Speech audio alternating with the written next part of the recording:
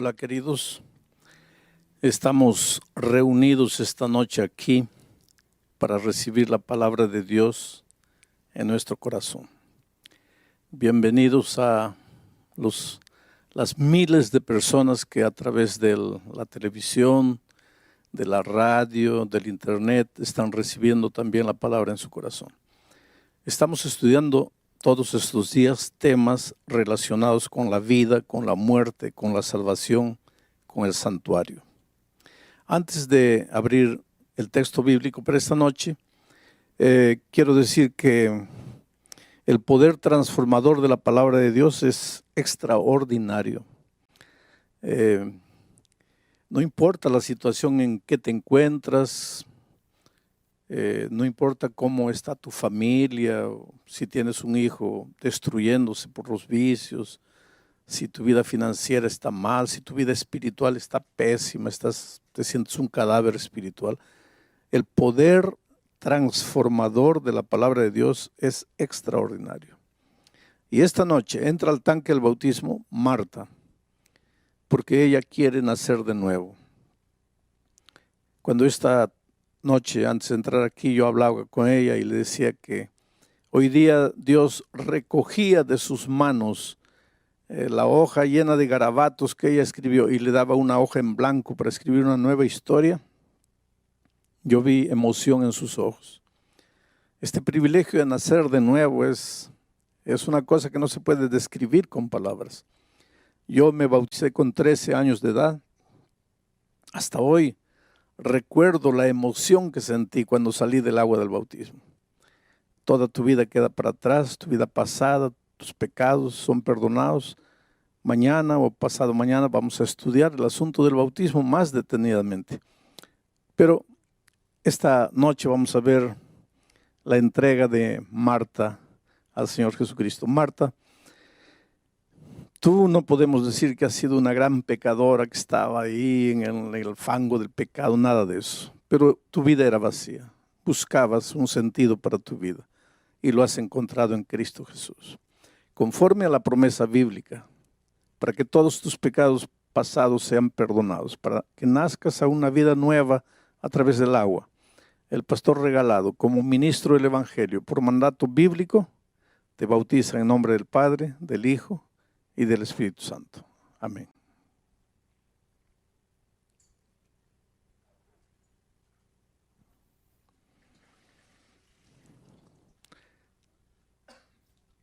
A mí me gusta decir, miren los ojos. Cuando las personas salen de las aguas del bautismo, hay un brillo de esperanza. Las cosas viejas pasaron, he aquí todo ha sido hecho de nuevo. Si uno de ustedes todavía no ha pasado por la experiencia del bautismo, pues nunca van a entender. Porque para entender hay que vivir, el salir del agua y abrir las alas y volar por el azul infinito del cielo que Dios tiene preparado para nosotros. Que Dios bendiga a Marta. Vamos a entrar al mensaje de esta noche. Voy a hacer una pequeña revisión para que ustedes entiendan. El mensaje de esta noche no es fácil de ser entendido. Hay mucho cristiano que lee la Biblia y no logra entender. Esta semana toda estamos diciendo que Jesús es la vida. Él es la vida. La vida no es un periodo de tiempo que respiramos, nos movemos, caminamos, andamos. No. La vida es una persona. La vida es el Señor Jesucristo. Aliás, es interesante esto. Mira, ¿qué es la salvación? La salvación no es una doctrina. La salvación es una persona. Cuando Jesucristo entró a la casa de Zaqueo, Él dijo, hoy ha entrado la salvación a esta casa. Jesús es la salvación. Si quieres ser salvo, no tienes que tratar de hacer nada. Si quieres ser salvo, tienes que vivir en comunión con la persona salvación y ya estás salvo porque Él es la salvación. Si quieres disfrutar de vida plena y si Jesús es la vida, pues no te separes de Jesús y vivirás la vida con sentido, la vida exuberante, la vida plena. ¿Qué es la justicia? Jesucristo o el profeta Jeremías, hablando de la venida del Mesías, dijo que en los días del Mesías Judá sería salvo, Israel estaría seguro, y este será el nombre por el cual lo llamarán Señor, justicia nuestra. Jesús es la justicia. ¿Quieres ser un hombre justo? Pues ve a Jesús, vive una vida de compañerismo con Jesucristo. ¿Qué es la verdad? Se filosofa tanto en la verdad. La verdad es relativa, la verdad es absoluta, que cada uno tiene su verdad. Ahora viene Jesucristo y dice, yo soy la verdad. ¿Quieres encontrar la verdad? Porque te digo una cosa, la verdad es cristalina, la verdad es limpia, pero la verdad es sana. La mentira engaña. Andar en la mentira es andar en la penumbra.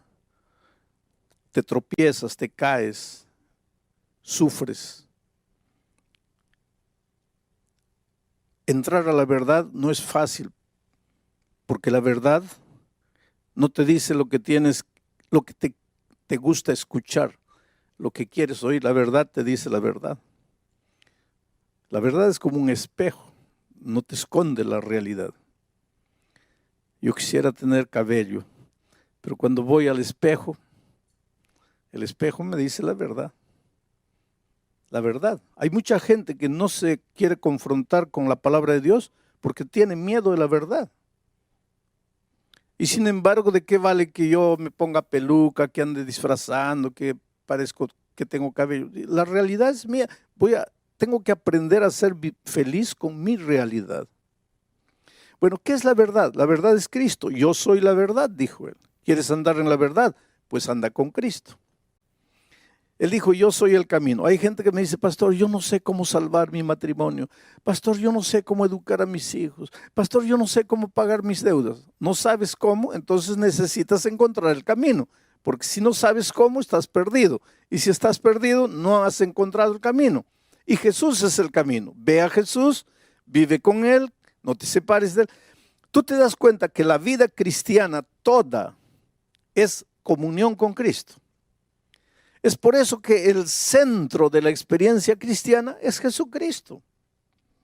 No es tu ropa, no es la música, no es la comida, no es el cabello, no es el sábado, no es el diezmo. Todo eso tiene su importancia y tiene su lugar en la vida cristiana, pero el centro del cristianismo es Cristo.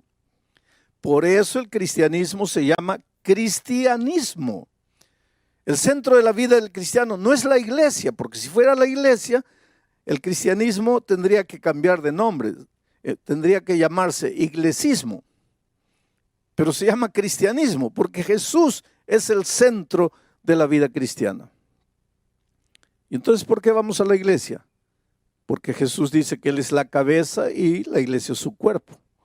Y si yo quiero estar con Cristo, tengo que estar en su iglesia, porque simboliza el cuerpo de Cristo. Y si yo amo a Jesús, amo la cabeza y amo el cuerpo. No puedo separar ambas cosas. Bueno, vamos a entrar al tema de esta noche. Aquí está Jesús, Él es la vida. Si Jesús es la vida y yo me separo, entro al territorio de la muerte. No es una muerte instantánea, ya lo dije, es una muerte lenta, paulatina. Ojalá que fuera instantánea, porque si fuera una muerte instantánea, pues me separo de Jesús y muero. Y se acabó, ya no hay dolor, ya no hay sufrimiento, porque los muertos nada saben. El asunto es que esta muerte no es instantánea, es un morir muriendo en gerundio. Desde el momento que me separo de Jesús, empiezo a morir. Muere mi familia, mi vida financiera, mi vida profesional, mi vida personal, mueren mis valores, mis virtudes. Y finalmente mueren las ganas de vivir y no quiero vivir más. Ahora un día me encuentro aquí desesperado, todo anda mal en mi vida, tengo ganas de matarme. Y yo pregunto, ¿hay solución? Claro que hay solución. ¿Y cuál sería la solución lógica? Pues volver al Señor Jesucristo. Solo que ahí, cuando estoy volviendo al Señor Jesucristo, aparece el enemigo y dice, no. La palabra de Dios, porque el diablo usa la palabra de Dios cuando le conviene. Ojalá que usara la palabra de Dios completa. No, él agarra lo que le conviene. Entonces dice, la palabra de Dios dice, la paga del pecado es la muerte. Y este pecó, por lo tanto tiene que morir. Tiene que morir. Entonces aparece la figura maravillosa de Jesucristo y dice, no, él merece morir porque él se fue, voluntariamente se fue, entró al territorio de la muerte, merece morir, pero yo voy a morir en su lugar. Y él ya no necesita morir, porque él va a transferir todos sus pecados para mí y yo voy a ir a la cruz del Calvario llevando los pecados de él. Él está libre, ya sin pecado, porque ya pasó todos los pecados para mí y yo voy a morir en la cruz del Calvario.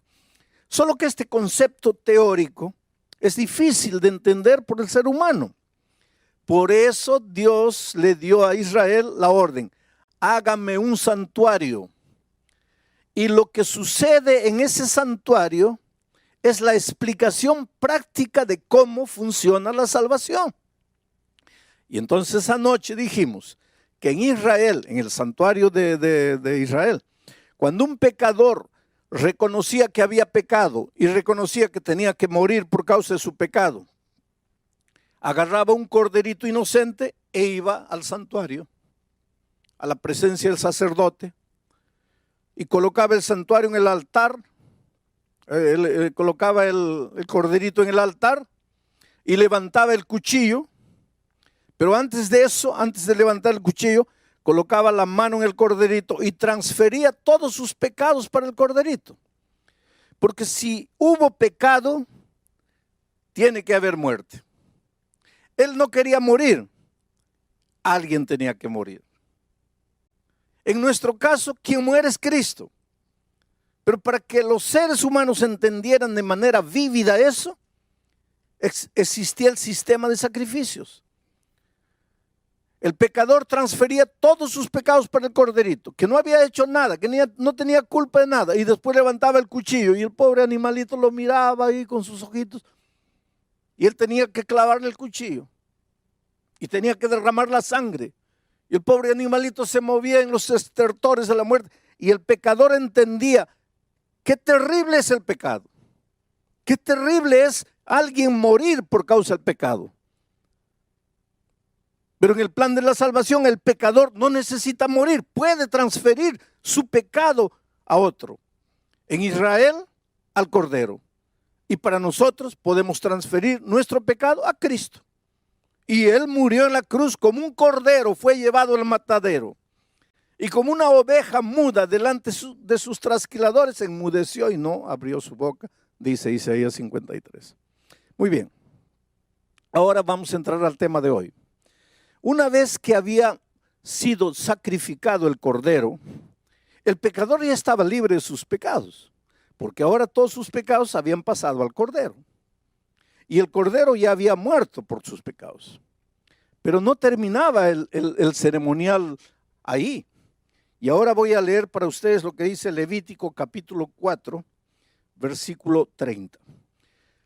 Luego que el corderito había muerto y la sangre se había derramado, luego, con su dedo, el sacerdote tomará de la sangre y la pondrá sobre los cuernos del altar del holocausto y derramará el resto de la sangre al pie del altar.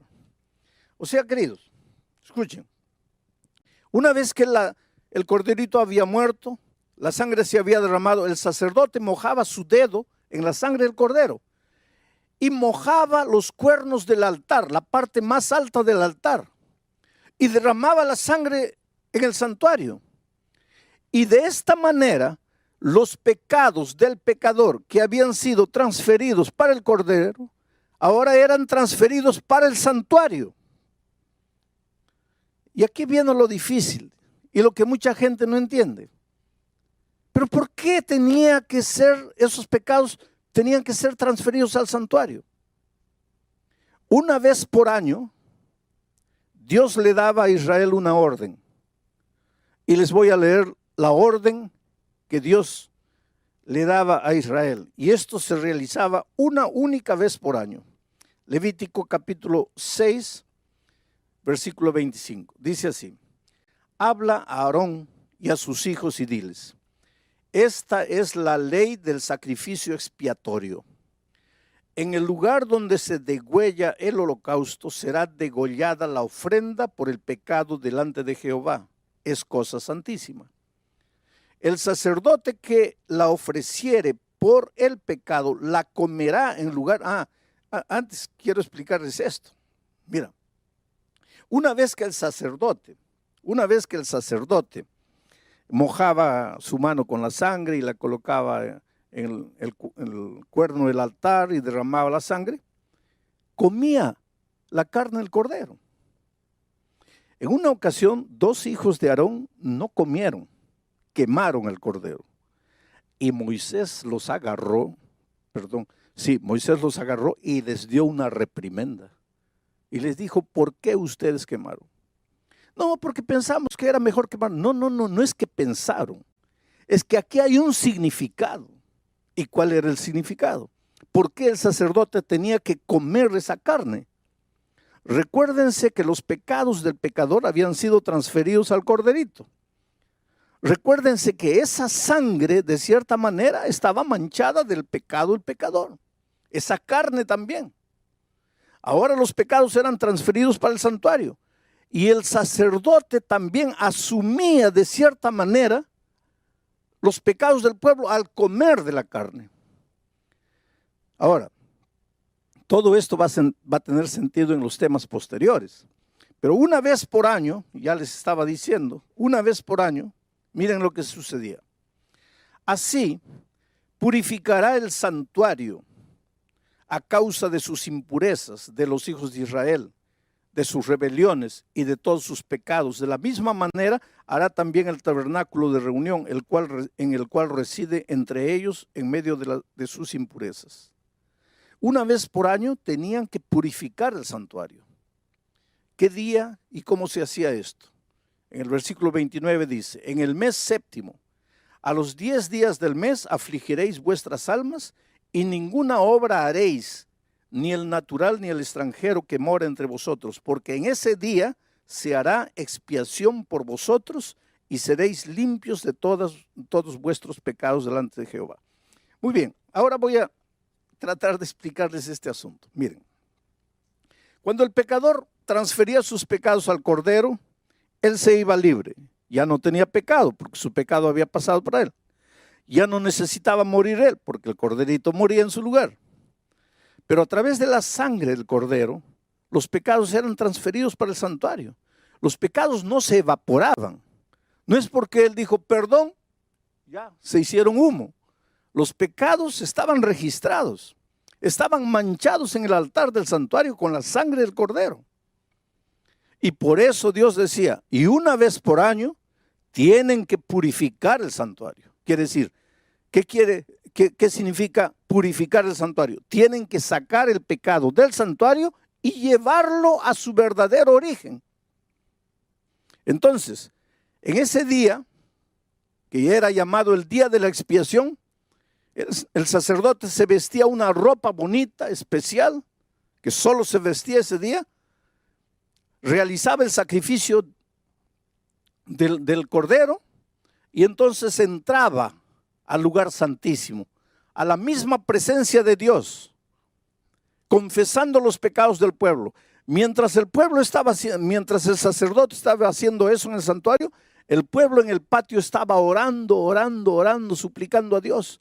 Ese era un día de juicio. ¿Pero qué juicio? ¿Juicio de qué? Dios desde el cielo estaba viendo, ¿quién cree que este cordero de verdad murió por sus pecados? Porque una cosa es creer con la boca y otra cosa es creer con el ser entero. Por eso ese día era un día de investigación. Dios quería saber quién de entre el pueblo realmente creía que ese cordero había muerto en su lugar. Mientras eso, el sacerdote en el lugar santísimo estaba haciendo todo el ceremonial.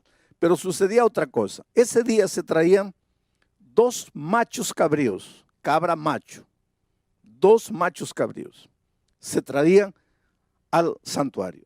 Ahora miren, todo esto está escrito ahí. Cuando ustedes tengan tiempo, lean. Se escogía un macho cabrío para representar a Cristo. Era ese macho cabrío dedicado a Dios. El otro macho cabrío era dedicado a Azazel. Azazel era un símbolo de los demonios, del diablo, en realidad. El macho cabrío dedicado a Dios era sacrificado. Como todos los días, el animalito era sacrificado. Ese animalito simbolizaba al Cordero de Dios que un día iba a pecar el mundo, iba a limpiar el pecado del mundo. Ahora, después que se había hecho el ceremonial, miren esto interesante. El sacerdote transfería ahora a él todos los pecados confesados de todo el año, de todos los israelitas, transfería esos pecados para el macho cabrío dedicado a Azazel y lo soltaba al desierto. Y el animal se iba por el desierto llevando simbólicamente todos los pecados y moría en el desierto, de hambre, de inanición, de sed, moría cargando todos los pecados de la humanidad. Y entonces mucha gente piensa y dice así, quiere decir que nosotros somos salvos por el diablo, porque ese macho cabrío simbolizaba al diablo. Quiere decir que nosotros somos salvos por el diablo, que el diablo se lleva finalmente nuestros pecados. No es así.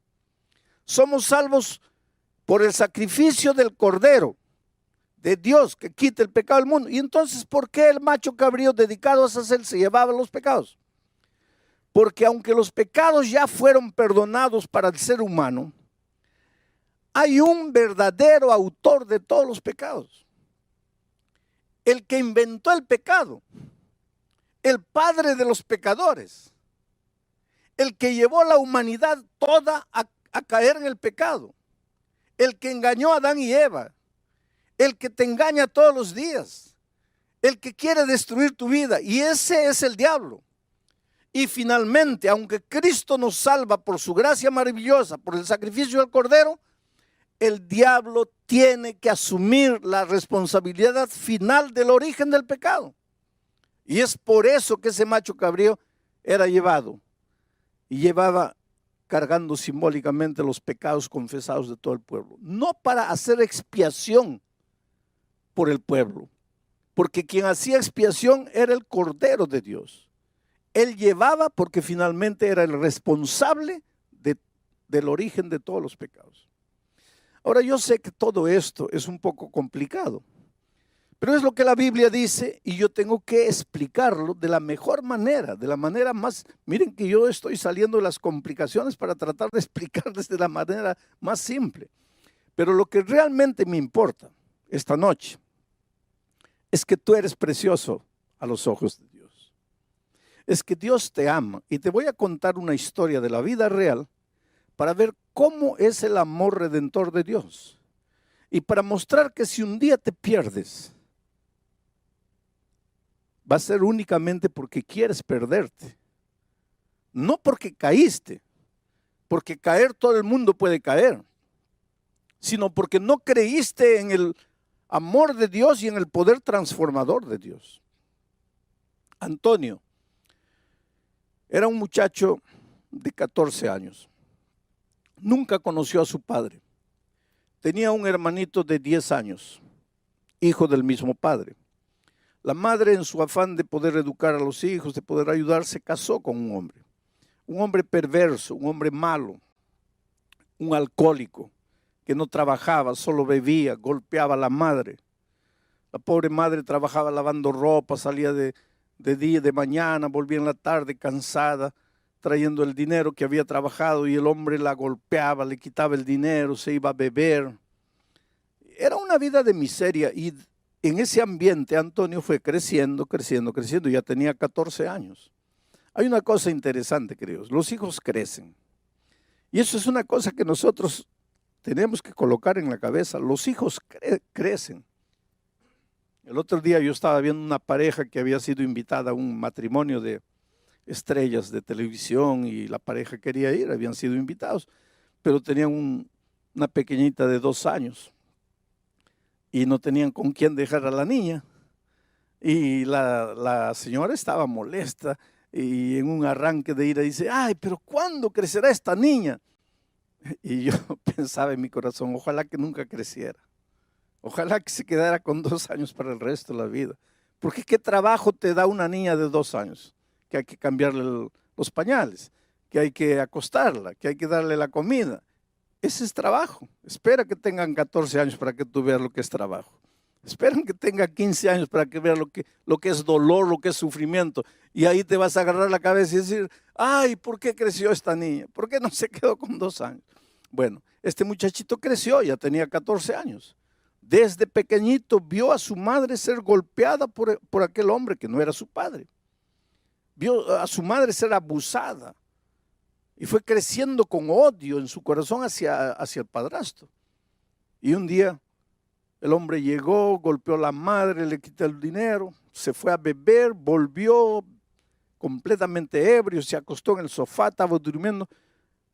Y este muchacho pensó así, lo voy a matar, lo voy a matar.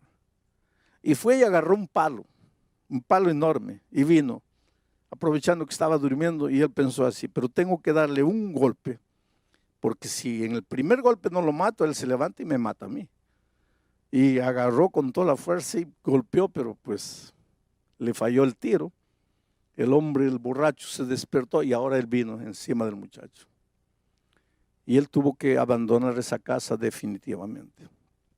El hermanito de 10 años corrió atrás de él. Y allá en la esquina de la casa le dice, ¿ahora qué vas a hacer? Y el muchacho de 14 años, el hermano mayor, le dice, mira, me voy, porque este tipo me va a matar.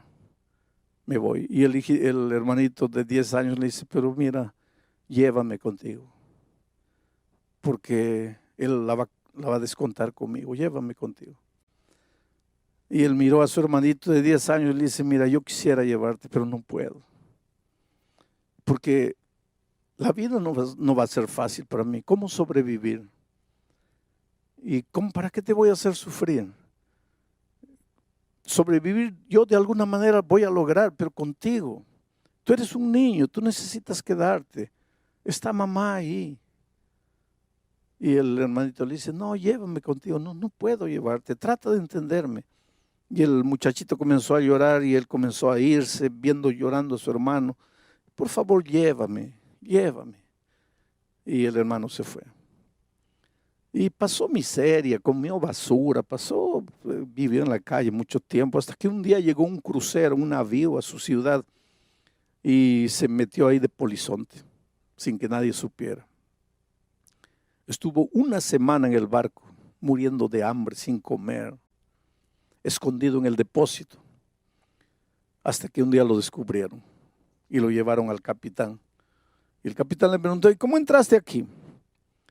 Y le dijo, te voy a arrojar ahora al mar. No, por favor.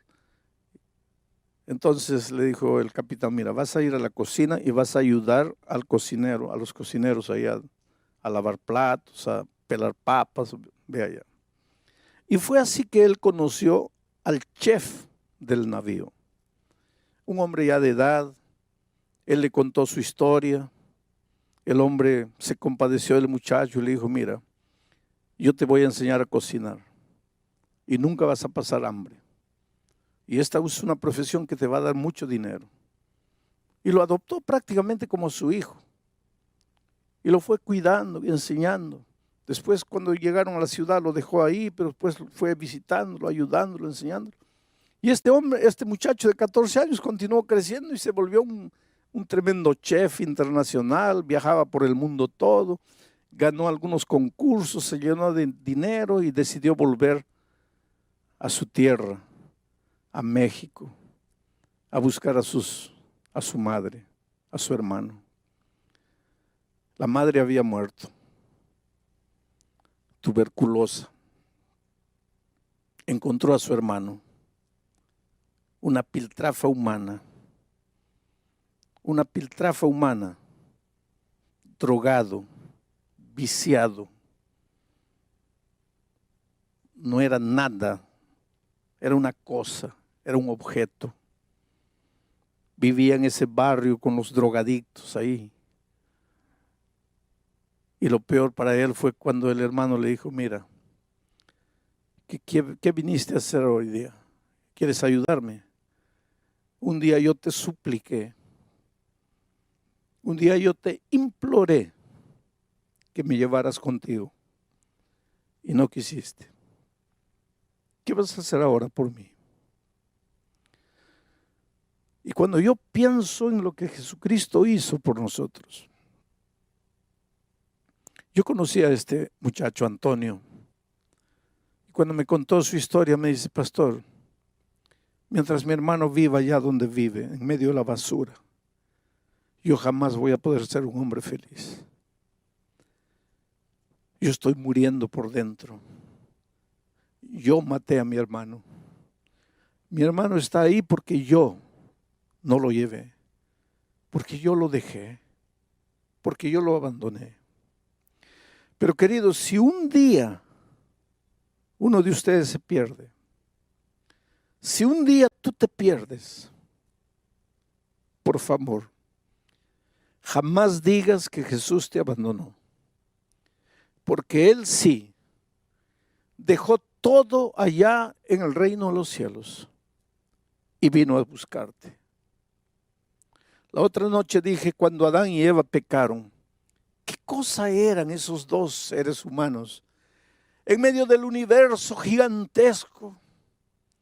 Millones y millones de seres no caídos, de ángeles fieles. ¿Qué cosa era Adán y Eva? Dios podría abandonarlos, dejarlos ahí para siempre, perdidos. Hubieran muerto y se acabó esa raza rebelde. Dios podría haber creado otros mundos, otros hijos mejores. Pero Él dejó todo en el reino de los cielos y vino a esta tierra. Porque tú eres importante. A veces golpeado por la vida, a veces